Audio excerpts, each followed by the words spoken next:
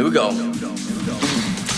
Showdown now is a spiritual battleground. Forces and forces, of course, horses are saddled now. The charioteer of the mighty Arjuna laid out the secrets governing the whole universe. The personality of Godhead spoke, giving passage for all to his planet globe. Devotion, he said, is the king of all yoga. Awaken love and service in your heart and just focus. Arjuna had to stand up and fight, facing his own grandfather Bhisma's might. Arrows and arrows and arrows he shot, but he didn't fight hard enough. His heart was too soft. Now Bhisma was the mightiest of all. Thousands of men couldn't handle the call. They rushed him with everything that they had, but Bhisma was tough. He conquered all of these men.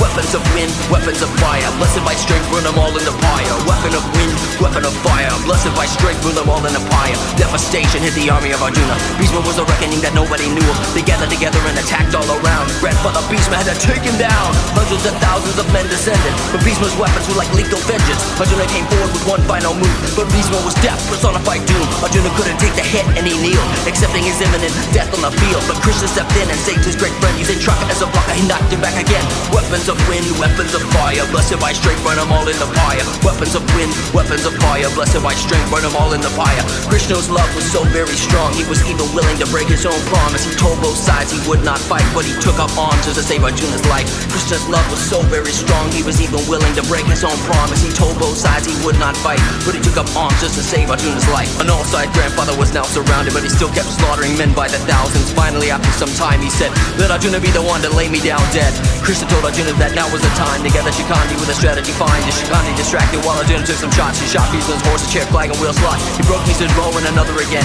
so Bhisma went for backup his javelin. Golden tipped arrows with mantras of fuse, atomic weapons. Arjuna can't lose. Golden tipped arrows with mantras of fuse, atomic weapons. Bhisma will lose. Golden tipped arrows with mantras of fuse, atomic weapons. Bhisma will lose.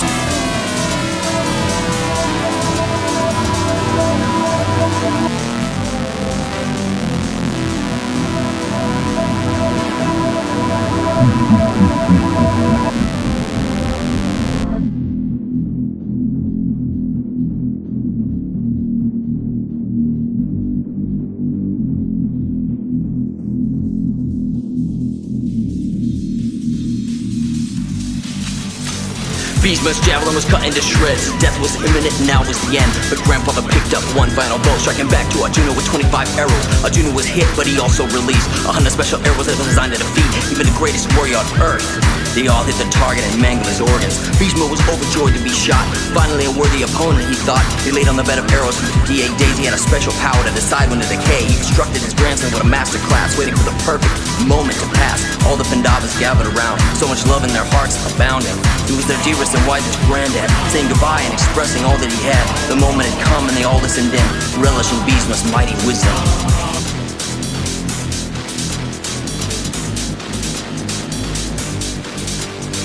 Bhisma revealed the confidential reasons for the Supreme Lord descending down to the material world as Krishna.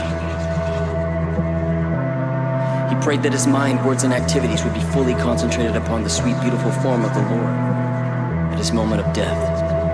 He told his family that there was no valid cause for lamentation over inevitable death, as the soul is eternal and the body temporary. He told King Yudhisthira to stop grieving and instead accept his role to protect the people and guide them towards spiritual perfection. He then explained by divisions acts of charity, the pragmatic activities of a king, and activities for salvation. Then he described the duties of women and devotees both briefly and extensively.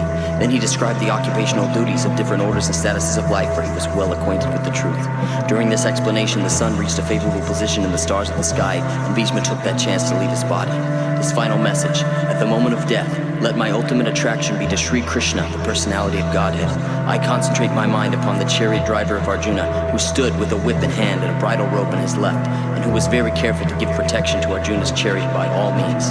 Those who saw him on the battlefield of Kurukshetra attained their original forms after death.